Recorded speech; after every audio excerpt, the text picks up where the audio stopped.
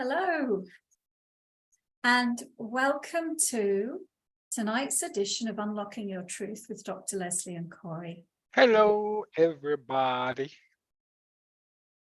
Unlocking Your Truth is a talk show about metaphysics and spirituality, and we broadcast on 101.7 FM across the Fraser Valley from CIBL, which is located on the unceded territory of the Stolo Nation. I remember when they asked us to do that the first time, and we all went, every show we got to do that. I know. Anyway, Hello, Tracy. The show, as well as being broadcast in British Columbia, in the Lower Mainland, across the Fraser Valley, is also a podcast on all the major podcasting platforms. So you can, if you have a favorite podcasting platform, you'd probably find us. But if not, you can go to drlesleyphillips.com and you will find all the episodes on there as well. Now, the show is pre-recorded, and we used to always broadcast live, and we changed a few years ago, just before the pandemic, to doing it from home. And we pre-record it now, and we like it better because then we actually get to have a live studio audience. So we're actually recording the show a week or two in advance of when it airs. And then we get people to come and join on the Awaken Your Psychic Abilities Facebook group, and also on my YouTube channel. And what's my YouTube channel, Corey? Because I am sure I'm probably always saying it wrong. It's just Lesley Phillips, isn't it? Yeah, you're watching it now. I am. Yeah. If you say so. It doesn't give the actual. But I have it on. I have it. Actually, I have it here. If you go on YouTube and you search for Lesley Phillips, it will be obvious to you. So we're doing a kind of little informal series at the moment about channeling. One of the reasons is that it's leading Lesley up Phillips, to... yeah. Sorry. Pardon? Lesley Phillips. Lesley Phillips is the YouTube channel. Thank you. So what I was explaining is tonight's show is about channeling, because we're doing a little informal series about channeling leading up to my new course, which is going to be a channeling course. Now, I find a lot of people who listen to the show don't always realize what I do. It's funny because there are thousands of people who listen to the show, and maybe that's all that you do is just tune into the show. But I want to let you know that there's more beyond what we talk about on the show. Yes, there because is. I have Dr. Lesley's School of Intuition, which has many psychic development courses. And there's one called Unlock Your Intuition, which is the first one that I recommend people take. And that's coming up shortly. But then there's about 10 other courses as well. And besides that, I'm teaching people how to do readings, teaching people how to do healings, but also you can connect with me if you want to have a session. And one of the specialty sessions that I do is to help you understand what your unique gifts are.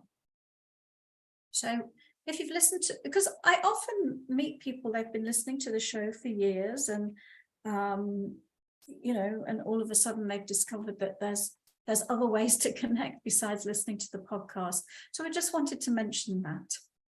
But anyway, we're doing a series on channeling, and last week I read out a channeled message from one of my guides. And this week I thought it would be fun to read out a transcript of a channeling session with one of my students. And her name is May, and we've been working together for a while, and we just did this for fun last week. She said, I fancy something different. And we just went on a fishing expedition to see what we got. But I think it is a really great example of the type of thing that you can, type of experience that you can have when you learn how to channel. And it's a big old world out there. In fact, it's not just a big old world, it's a big old universe. It's a big old galaxy. It's a big old infinite realm of things. And so May said, you know, I fancy connecting with one of my galactic friends. So that's what we did. And that's what I'm going to share. But as I share it, you know, one of the reasons I'm sharing it is to say that this kind of thing, we can all do it. We can all learn to do it. And so just imagine this is you, you know, this is you being able to channel. And one of the methods that we use is, which works quite well when you're learning especially, is to have a dialogue. So to have a questioner who asks questions so that you, the channeler, can respond to the questions. And that just helps you narrow it down a bit more than just have this wide open thing. And now, of course, I'm just going to start when the conversation with the one that she was channeling begins. But by this time, I've talked her through a meditation that gets her into the zone and helps her shift her vibrational frequency so she's able to connect with whomever. Wonderful. Okay, so I might just have to take a minute to magnify the writing so that I can read it, because I just put it on a smaller screen. There we go. So this is an example where my student May wanted to discover a member of her galactic family. So we used a method, which actually it's going to be in my channeling course, but it's also in my claircognizance course. It's a really cool technique that helps you connect with star beings, helps you connect with your galactic family. The idea being, and I'll just step back a little bit, that so here you are, you're in a physical body on planet Earth, but you're part of a greater consciousness. So your oversoul creates experiences in multiple realities, and those multiple realities can include life on other planets, not just on Earth. Right. So first, I led her in a meditation using specific techniques to help her get into a channeling state. And then the dialogue begins after that induction process. And if this is something that you're interested in, then make sure you let me know, because I'll be doing an introductory workshop, and make sure you're on my mailing list so that you can get invited to that. Okay, so this is me saying, see the projected image of a being that will make itself known to you. If you don't see an image, you can sense it through your knowing, and then start to talk about what you're experiencing. And so May says, the extraterrestrial, I see the being. And I say, ask the being for some information about who they are, where they are from, and how they are connected with you. And she says, years and years ago, we connected with one of these beings in a group, and I don't remember too much about it, but I can ask now. Yes, we collect plants very much like your movie. This is what the being is saying. And so then I said, well, you go from system to system collecting plants. Where are you located? And if it's not a star system we know, will you describe the star system, providing characteristics of the star system? And the answer is it's close to or part of a nebula, and it's just beautiful. And at the same time that May was channeling this information, I was also channeling the same information. So I saw a lot of the same things that she saw. So I said, yes, that's exactly what I got. I was also seeing a nebula. And then she says, then I say, is there home in the star system in that nebula? Yes, out near the rim is what I'm hearing. And out near the rim is what I was seeing too. And then I asked, what's your personal relationship with this being? And then May says, well, I lived there at one time, and it's also to do with my connection of loving plants. So then I said, yes, I agree with that. And I was just wondering if this being who collects plants, is that part of what their planet is about? Why are they collecting plants? And what is the purpose of collecting plants? And then May said, well, what he's saying is that they are putting them on developing planets, on a developing planet of some kind, or a developing place of some kind.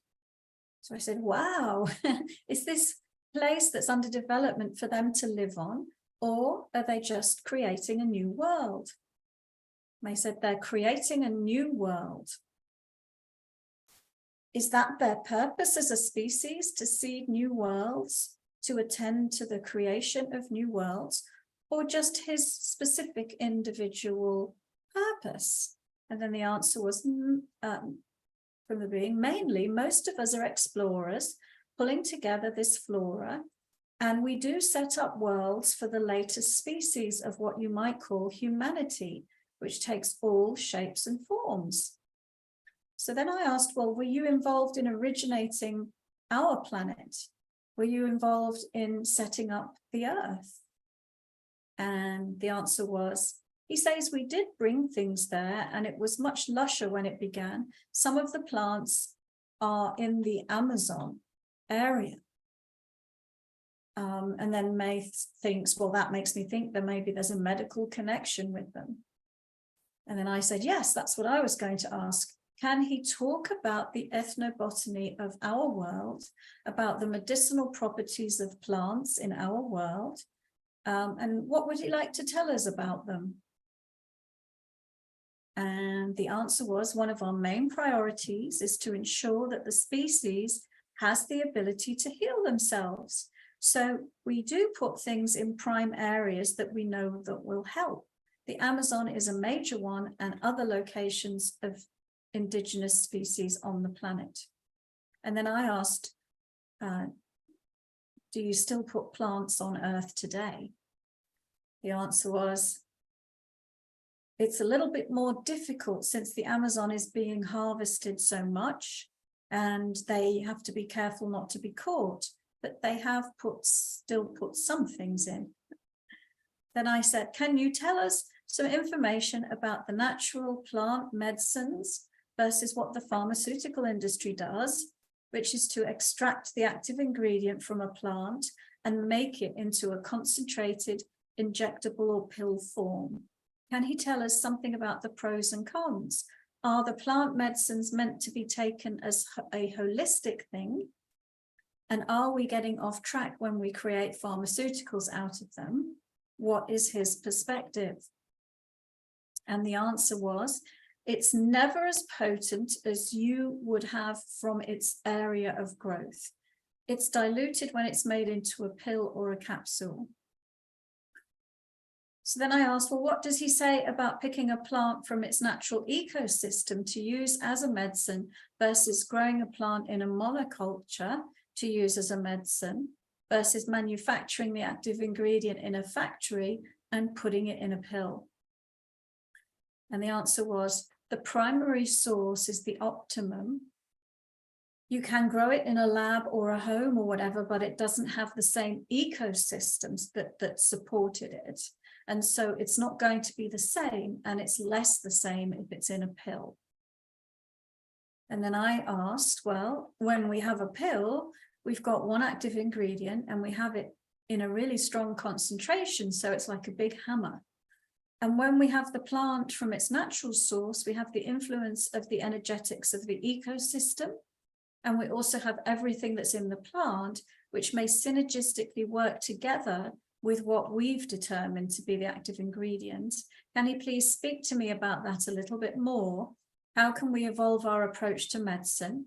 Can he speak to what we're doing in the pharmaceutical industry, and also what he's just told us about the gentle potency of something grown in its natural ecosystem? The answer was, well, first, they're not all gentle. Some of them have to be merged with aspects of another plant to create the resource desired, and some are a little too strong. At this time, there's no technology that will recreate the effectiveness of a plant from its prime resource. It's a bit like eating locally. You get much more value from the food that you would have locally than something that's shipped from another country. So then I said, so each country, each ecosystem has its own flavor, and what's available in the Amazon is different to what's available in England or in the Canadian wilderness or in the African savannah. Is there a relationship between the people who live in an area and the plant medicines available to them locally, or are all plant medicines planet-wide and meant for everyone? And then the answer was, living in the same environment is optimal, but those plants will give great effect to anyone in the world. It will just be a little different. You have something called the microbiome that wants plants and foods from its place of origin primarily. But that's not to say you can't have a grand impact to assist in a condition. And then I said, well, that's interesting. And what can he tell us about the microbiome? Because, for example, the modern human being might travel a lot, might pick up different bits and pieces of their microbiome from different countries. And so everybody has a unique fingerprint as their microbiome. What can you tell us to educate us about the microbiome? And the answer was, you're right, it is like a fingerprint. As most of us move from place to place, as most humans move from place to place that they were born. And that's our natural vitamin, supplements and food resource, I think, meaning the place we were born. And when we move to other places, then the body has to adjust, and sometimes it doesn't. We have to go for a break, but there's more to this channeling transcript that I will share after the break. And I hope you're enjoying this fascinating conversation with an extraterrestrial as much as I did. We'll be back in a few minutes.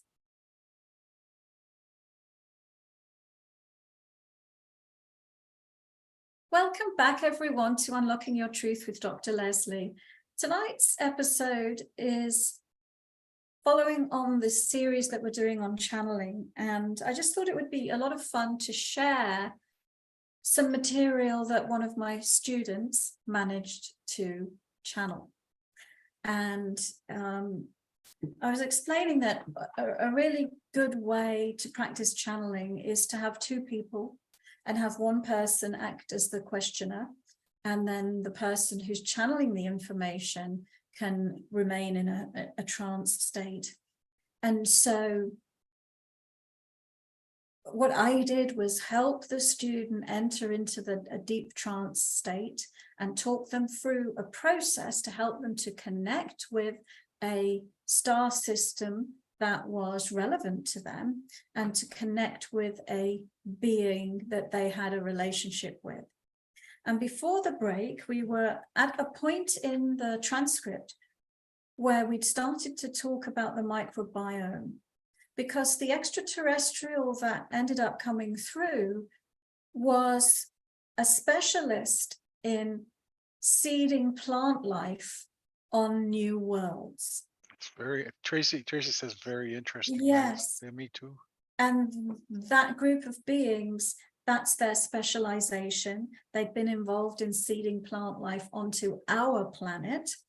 And so we were talking to them about medicinal plants, and then the conversation had gone on to talk about the microbiome and the relationship between the gut microbiome and the local plant foods in the area where you are born, and then how the modern human moves around a lot, and then they eat things from different locations and their gut microbiome therefore gets changed. And so I just finished asking about that, and the answer that came through was when we move to other places, the body has to adjust, and sometimes it doesn't adjust very well. So then I said, well, is it then better for us to live where we were born? And the answer was, from the viewpoint of the microbiome, yes. So then I said, well, if we moved away from where we were born and then we moved back to where we were born, does the system reset itself? Or have we now taken the system into a complete, a different format that can't recover? And the answer was, it won't be the same as your origin. It will be blended. So, and I said, so you can't go back to how it could have been. And the answer was, you can over time. And I said, okay, over time. And that's better for the body. Can you tell us about the spiritual plants and spirituality? Lots of humans in shamanic cultures in the past, and it's a big thing today for people to consume plants in order to have experiences of altered states of consciousness. And there's a whole thing about this, because there are humans who abuse the gifts of plants, and then there are other humans who use it in a responsible way. So what can you tell us about how we're meant to work with plants to enhance our consciousness? And the answer was, when you have a sacred intention and use those herbs, the outcome is going to be different than if you're just doing it because you want a buzz. And then I said to them, are we meant to use them? Are we meant to coexist with them and use them with a sacred intention? And would a human lose out on part of their natural birthright if they didn't interact with plants in that way? And the answer was, each person is designed differently, and what may enhance one may not enhance the next. It's unnecessary for most to participate in these rites and rituals, but at certain spiritual levels, like shamans and such, there is a time and place for such things.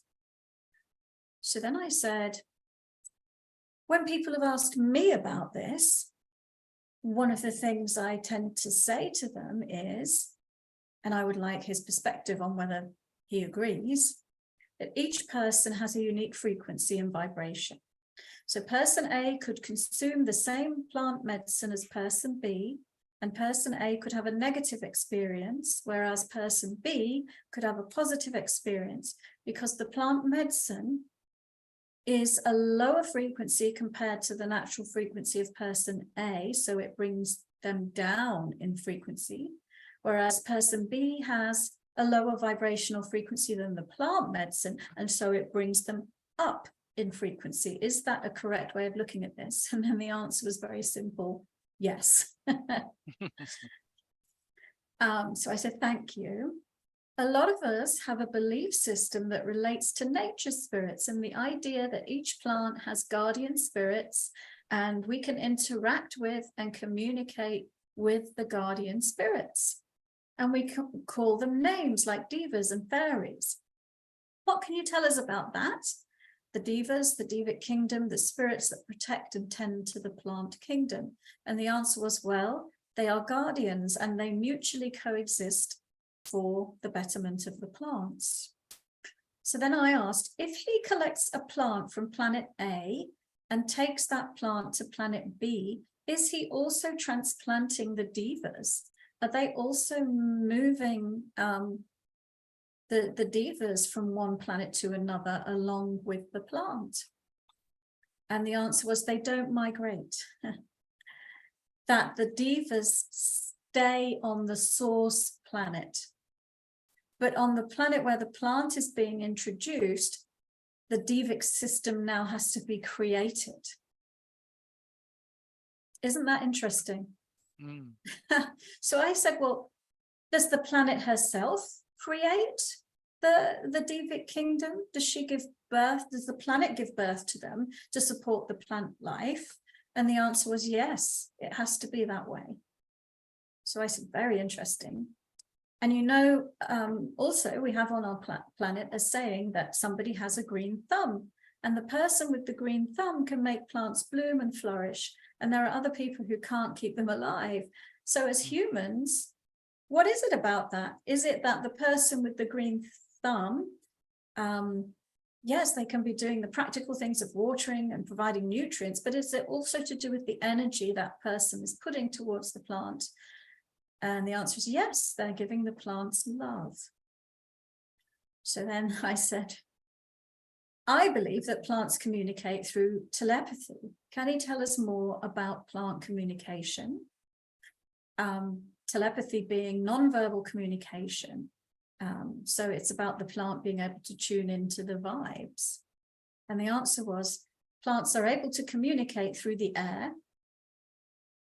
And then May says, and I need to ask him if they communicate through the roots, if they're close enough together. And I said, yes, and there's also fungal mycelium in a forest that connects the trees together. That I believe helps in the communication. So let's say we've got the forest and we've got the natural ecosystem and all the roots are there in the soil.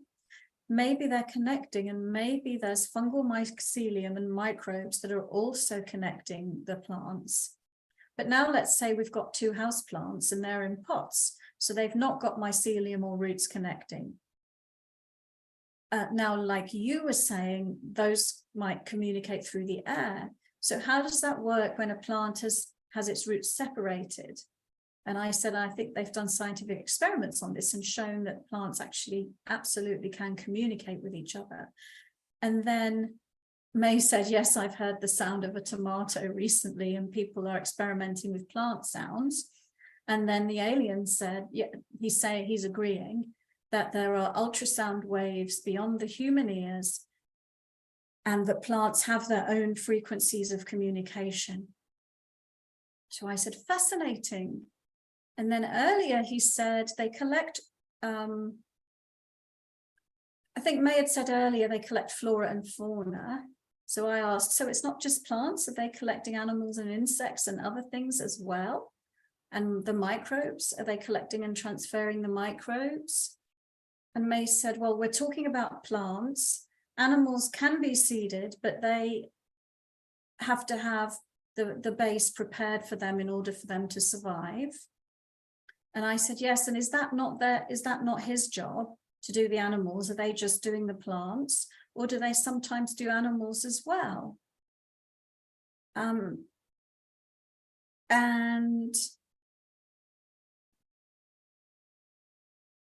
then there's a little bit of conversation I won't share because it's sort of like,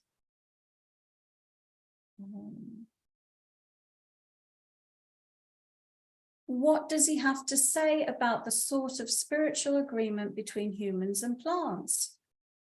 Because we eat plants. Are plants happy for us to do that? I'm sure they must be. And then the answer was, it's their destiny, just as the created destiny on earth is also to eat animals. And then I said, and how do the plants view that? Do they just view that as part of their life cycle? And then the answer was yes, exactly.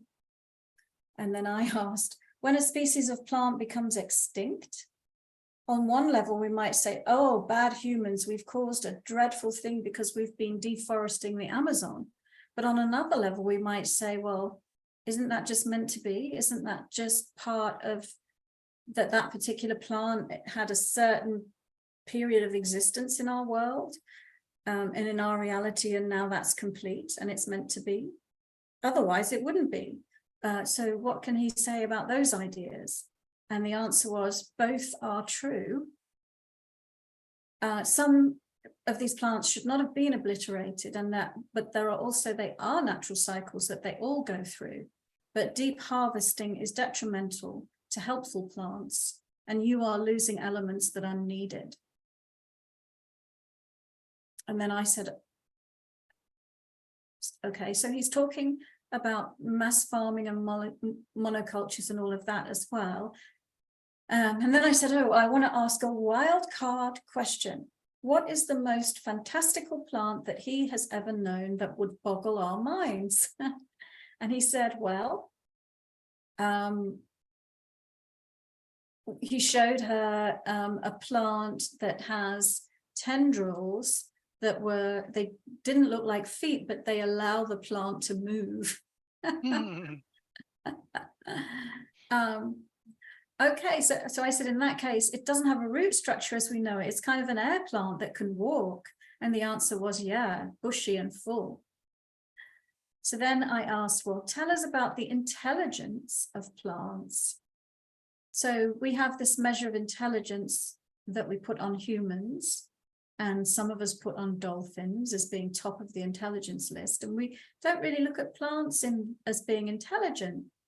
But that plant he just described sounds different because it can move around and therefore can interact with different things. So can he please comment on the intelligence of plants, and are there plants that are more intelligent than humans in the cosmos?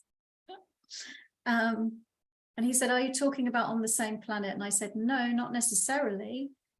And then the answer was, well, I would think you would call plant intelligence more rudimentary. So I said, yeah, they know how to grow and they know how to propagate. And the answer was yes. So then I asked if this particular extraterrestrial group used to have or continues to have colonies on our planet. And I understand if he doesn't want to tell us. And they said, we don't stay, we harvest and go. And then I asked, well, I'll paraphrase this. I'd recently seen some skeletons that they'd found in the desert somewhere, and I asked if it was this particular group, and the answer was no, it wasn't. And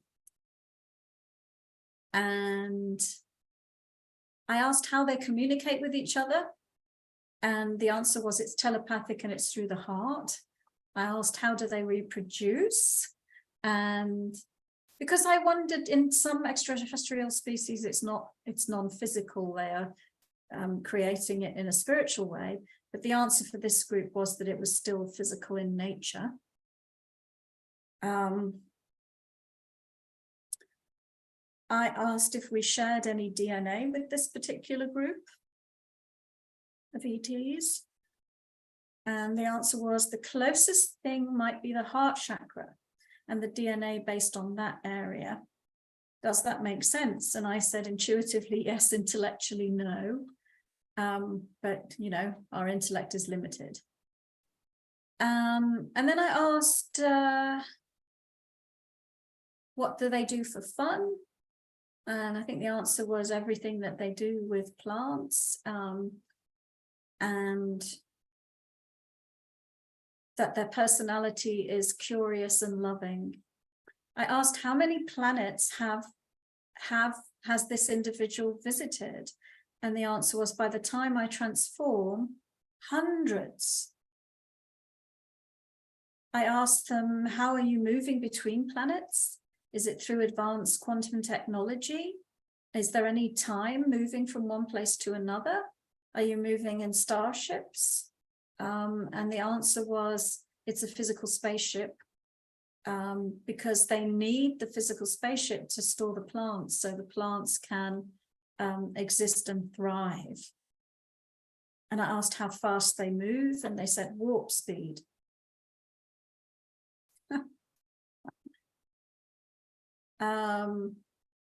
I asked a silly question if they ever had a stowaway like a caterpillar on a leaf, and they said everything on the ship is for the plant's health and not a stowaway's health.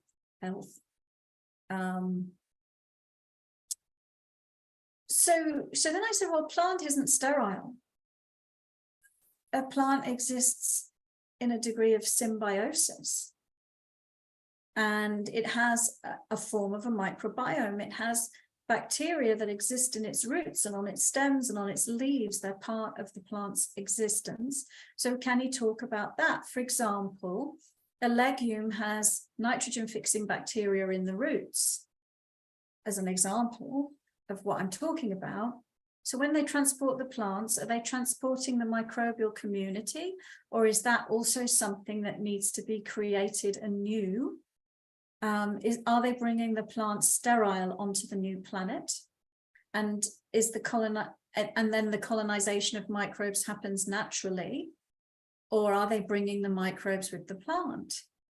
And the answer was, we're bringing the microbes with them, but there is a process for introducing them to their new home.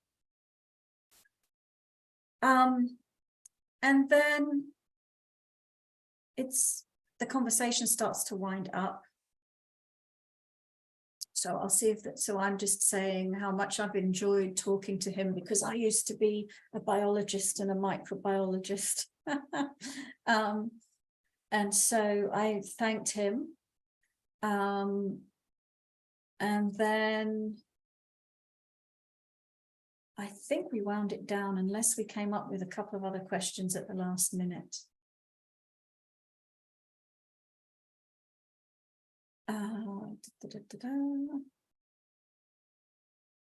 Oh yeah, we did ask more questions. So asked if they were a long-lived species, and they said they definitely live more than a human does, live longer. Their physical structure lives longer because it's a much simpler structure, so there's less things to break down. So I said, oh, simpler body, less complex body.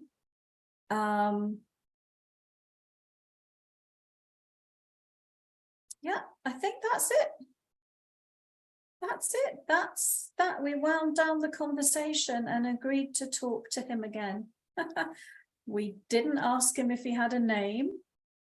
So he's just this lovely extraterrestrial who specializes in seeding plant life onto new planets. So I hope everyone enjoyed listening to that. I can see that Corey looks like he's asleep.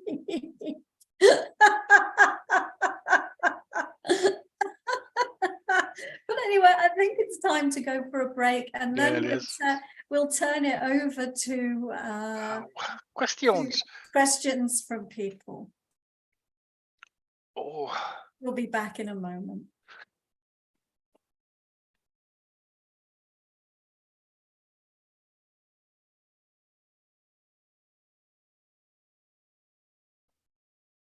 Welcome back, listeners, to tonight's edition of Unlocking Your Truth. And it's the time in the show where we hand it over to the audience to ask questions.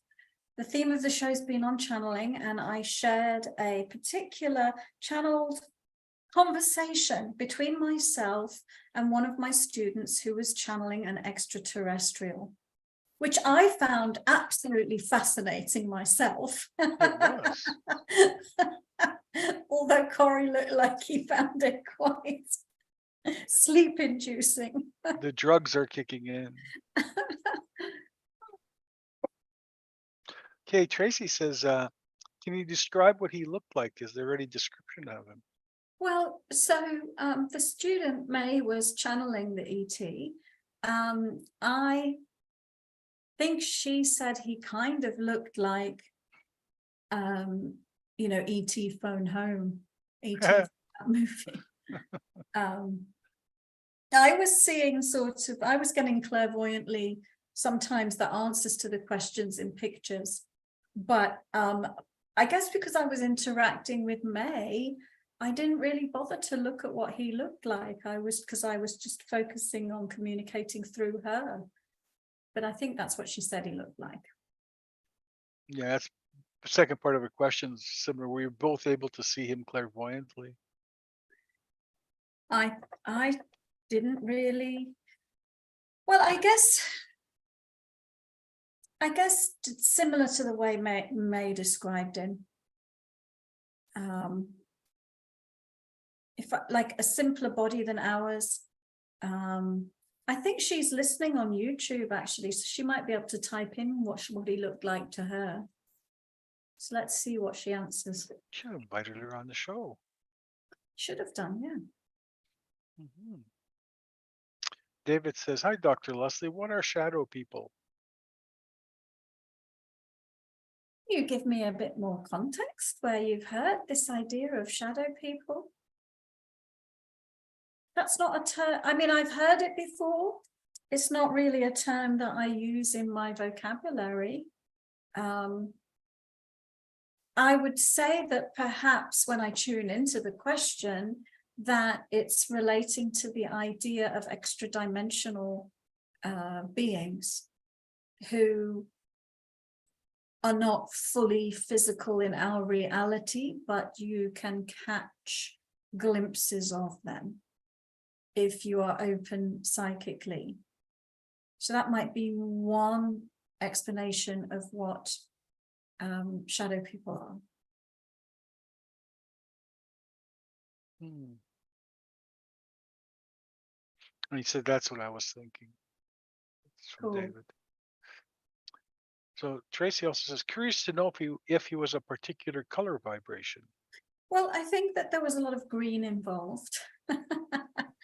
And I want to say that his body was kind of brown, but I would say that there's a lot of matching of the vibration of the plant life as well.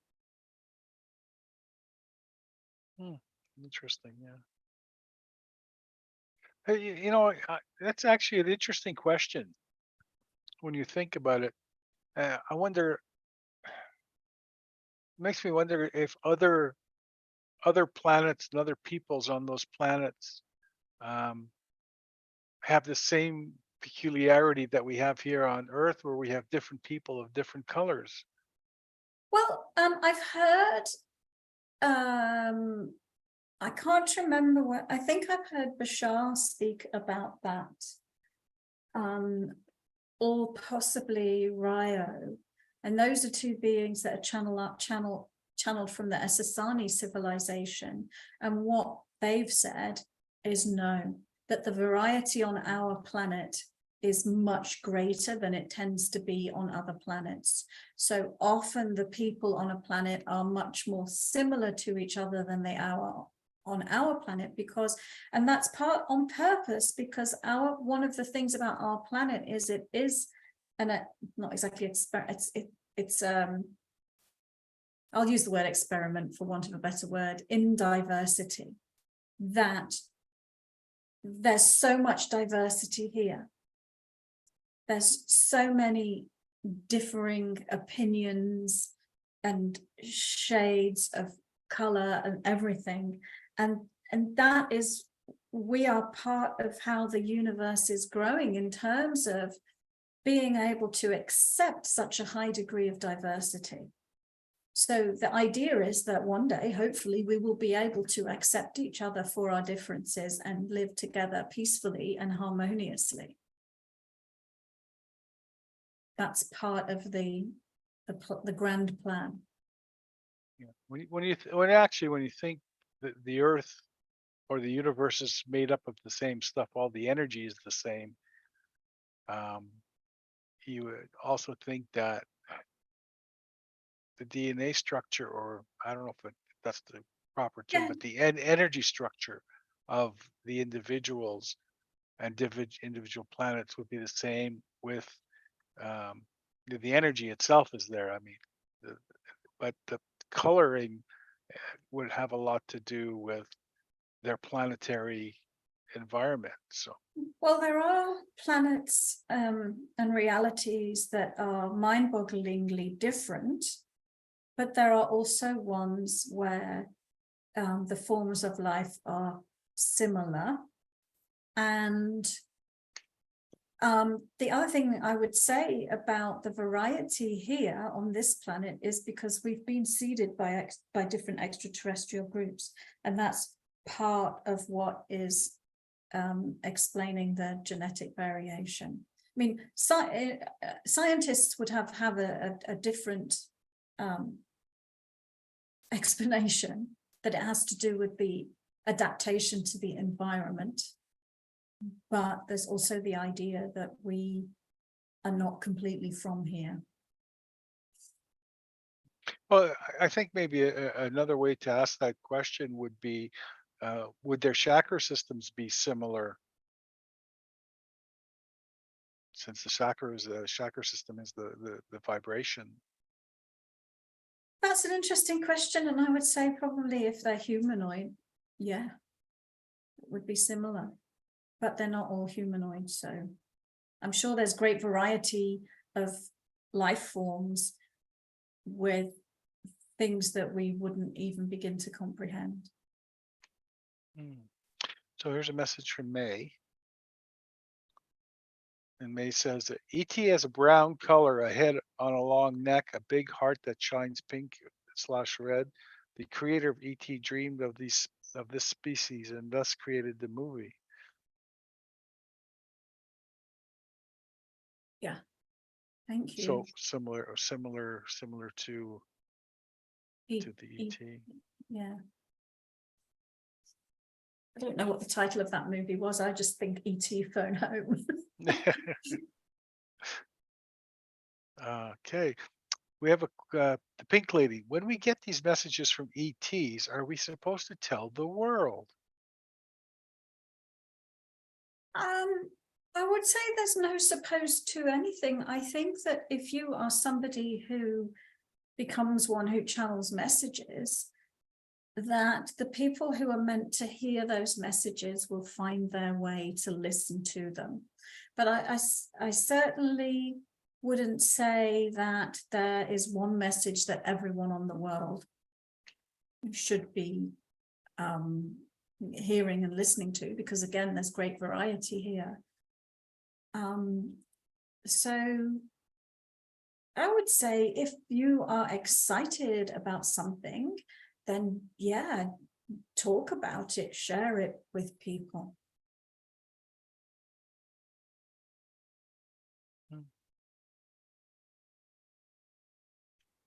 Okay, it's from Brian. Brian says, interesting validation on points. I've intuitively known for some time about the agreements with animals in roads. In regards to what we consume and what that much of the planet medicine used to have spiritual experiences is mostly unnecessary. Not that there's anything wrong with it, but those seem to be such hot topics. More and more people pushing the plant medicines and the whole vegetarian versus carnivore discussion, which seems to be a right-wrong controversy. Yeah. That's right. It is a hot potato topic and very controversial. And I would always tend to watch what I said about those things. However, I would agree with the channeled information from that May brought through, which is that from a higher spiritual perspective, there are agreements in place that a particular species has agreed to have that as part of its experience. That's not to say that we might not evolve out of that into something different, but I do believe that that is what's happening on a spiritual level. And I'm sure that there will be lots of, I mean, part of the thing, you know, but it's such a complex topic because does that mean that we should treat animals badly, cruelly? No, I don't think so. Does that mean that the food supply that we have is pure and high vibration? No, I don't think so. So we could have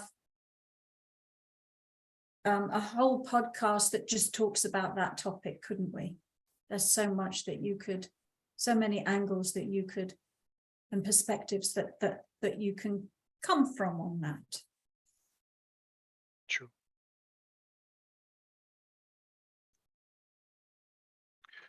Okay, this is from Lorraine. Lorraine says, how do we find what medicinal plants they brought us? I guess we'll have Look to for the ones ask. that try to run away. I guess we'll have to ask them. I guess we'll have to ask them.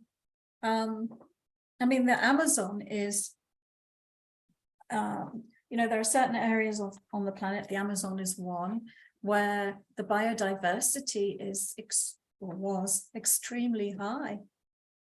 And so I would imagine there's probably a great deal of plants that they brought. But yeah, I guess we'd have to ask them. And here's another question: is that the only species of being that seeded our planet with plants? Maybe, maybe not. Did plant life also evolve independently in the way that science says it did? Maybe it did that too. So there's more questions than answers. True. Brian says, he says, yes, the shadow people phenomena is something often talked about a lot more recently, mostly figures, mostly male in form, seen as a shadow, sometimes darker than dark, with hats, sometimes red eyes, always seeming to be observing us and disappearing when discovered. Lots of theories about them, including extra-dimensional beings, which does resonate.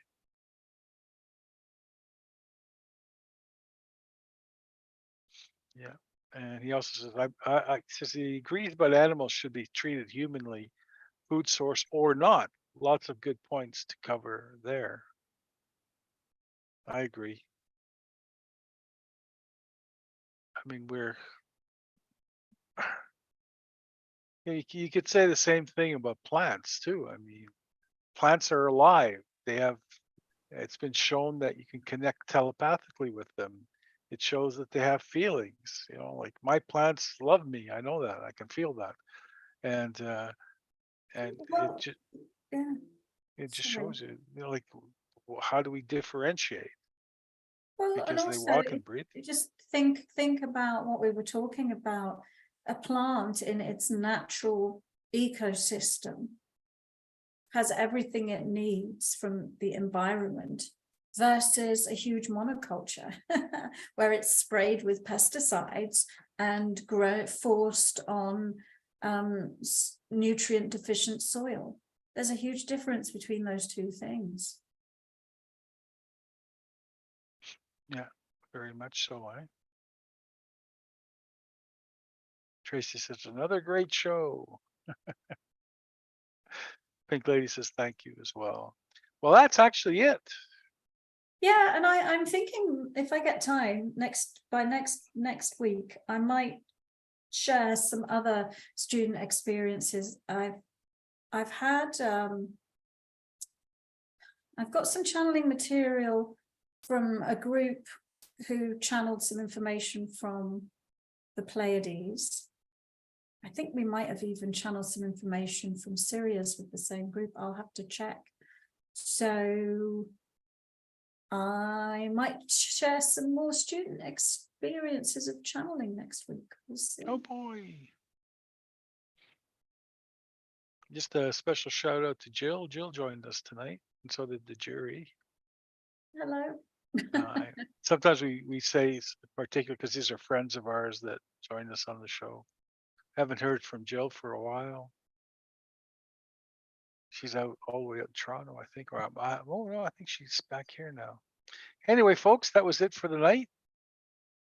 We shall see you next week. Thank you for joining, and thanks to Tommy, who sent a list of 5 suggested show topics. And I would love anyone else with some show topics. Please let us know what you'd like us to talk about. Don't forget, we have a sort of a semi-official contest going on this month of May.